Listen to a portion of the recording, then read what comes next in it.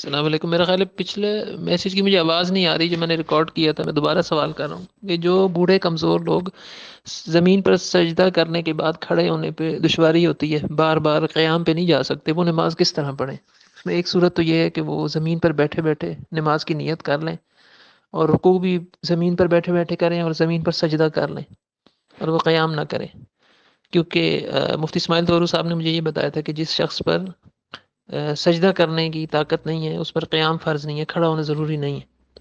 دوسری شکل یہ کہ وہ کرسی پر بیٹھ کر نماز شروع کریں اور اشارے سے سجدہ کریں اور تمام جو ارکان ہیں وہ کرسی پر ادا کر دیں۔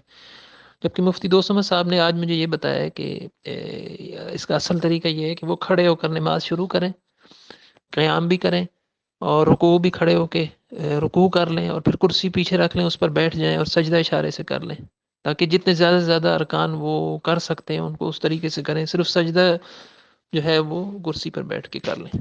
آپ اس کی برائے مہربانی ذرا وضاحت سے مجھے سمجھا دیں اس مسئلے کو۔ السلام علیکم۔ السلام علیکم۔ مفتی دوست محمد صاحب والی بات زیادہ مناسب ہے، زیادہ معقول ہے۔ دارالعلوم کراچی کے فتاوی میں بھی جتنے قیام پہ قدرت ہو اتنا قیام کرنا ضروری قرار دیا گیا ہے۔ سجدے پہ قدرت نہ ہونے کی وجہ سے قیام کو ساقط نہیں قرار دیا گیا۔ سجدے پہ قدرت نہ ہو، قیام پہ قدرت ہو تو قیام کرنا ضروری ہوگا۔ پوری نماز میں قیام پہ قدرت ہو یا کچھ رکعتوں میں ہو یا کسی رکعت کے کچھ حصے میں ہو، جتنا قیام کر سکتا ہو اتنا قیام ضروری ہے۔ السلام علیکم۔